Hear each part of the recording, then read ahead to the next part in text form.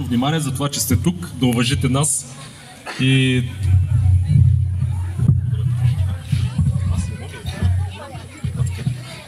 да ни уважите, да се представим като кандидати за кмет на община, кмет на населено място, общински съветници. Мен всички ме познавате, аз не смятам, че трябва да ви казвам кой съм.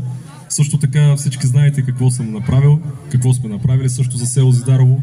Някои казват достатъчно, други казват недостатъчно, трети казват нищо не сте направили. Но доверието, което сте ни дали, ние го оценяме. Искам да ви кажа, че ние работихме в изключително трудни 4 години. Години съпътствани от всякакви кризи и въпреки всичко ние успяхме. Успяхме да направим така, че да върнем борчовете на фалиралата до 2019 година община Созопол. От 28 милиона лева дълга вече е намален на 17 милиона. От 14 милиона собствени приходи вече имаме 20 милиона собствени приходи. Това успяхме да го направим в условията на COVID-криза, на енергийна, на военна, на политическа криза, в условията на липса на европейско финансиране и без да увеличаваме данъците, без да продаваме земеделска земя извън зоните по параграф 4. Така че има с какво да се гордеем.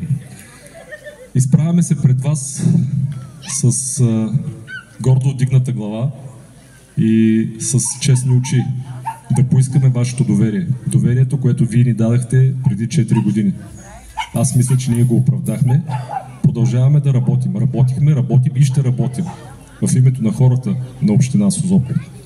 Но толкова от мене искам да ви представя един човек, който аз оприличавам като човек от старите филми, ако сте гледали, където главният герой, който е добрия, има своите малки недостатъци, но има и едно огромно сърце, което може да победе целия свят. И така, кандидата за кмет на нашата коалиция е Христо Бардуков.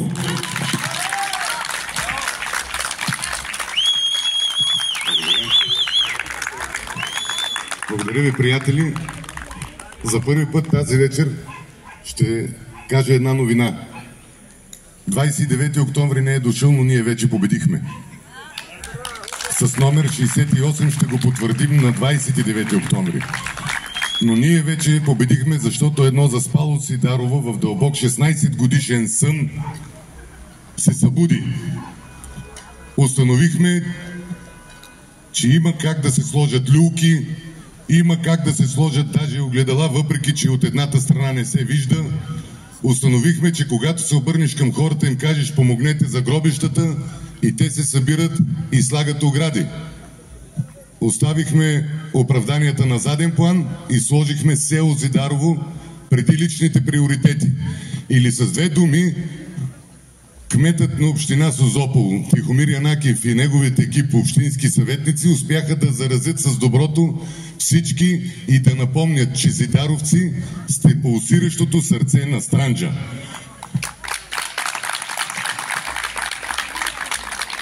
Снощи седях с приятели, които нон-стоп сме заедно, лепим плакати, слагаме лампи, чистим гробища, ходим и ходатайстваме по разни събрания, как да се помогне, как да се реализира даден проект и стигнахме точно до този извод.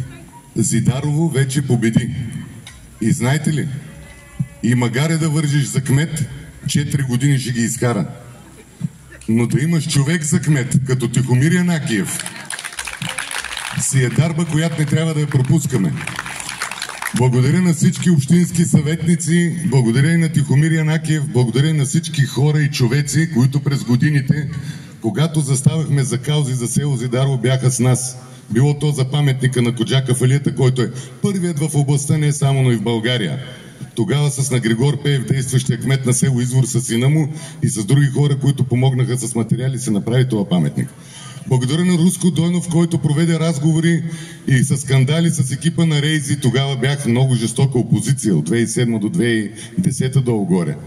Бях откупена сградата от ЕКС-то и там се направи социалния патронаж. Нищо, че 20 години отзаде има изсипани бокуци. Няма значение. Но патронажа работи една от най-добрите кухни. Премести се читалището в нова сграда, нищо, че фирми тогава тесни обръчи правиха ремонти и отново е за ремонт. Ще се направи, но има и спортна зала. И Когато застанем и говорим, аз няма да ви кажа този какъв е, този какъв е. Ще ви кажа за какво мечтая и за какво ще се боря и за какво ще тормозя и общинска администрация в лицето на Тихомир Янакиев, човекът, защото той ще бъде избран на първи тур. Въпреки парите, въпреки кюфтетата, въпреки кебабчетата. Защото е човек и хората го осъзнават. Ще имаме и 9 общински съветника, защото не може хора като Станислав Губеров да са втори в листата през 2019 и 4 години да ги няма на картата и сега да се сетят, че милеят за Созопол и да искат да стават кметове. Затова и нашата коалиция ще има и 9 общински съветника. И един от тях ще бъде и от село Зидарово в лицето на Нейчо Калов.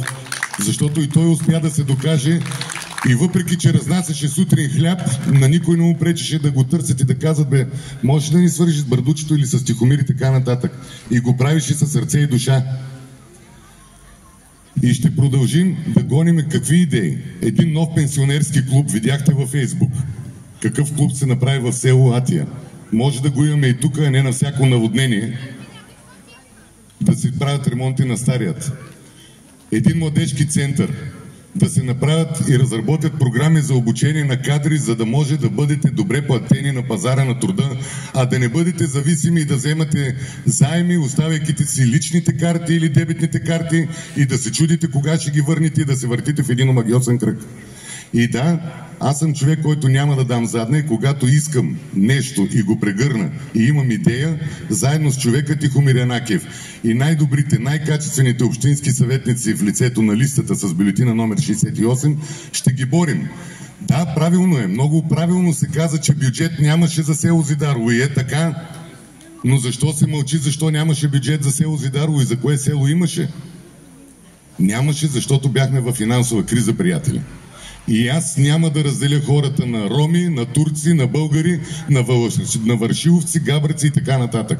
Защото когато се каже, че на глава от населението се падат по 1000 лева в Габър или във Варшило, пък в Зидарово по 100, искам да ви кажа, че една турба цимент, ако струва 50 лева в Зидарово, струва 50 лева и във Варшило.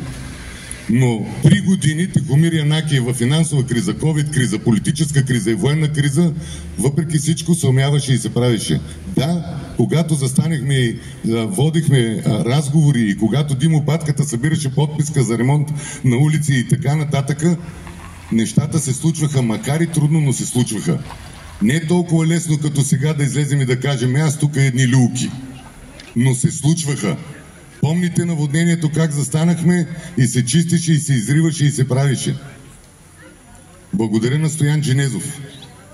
Един от коловете на селото, който първо, че дава работна ръка, второ има техника. Човека, когато да го потърсихме, не отказа подкрепа. Ами поискай, за да ти се даде, е казано.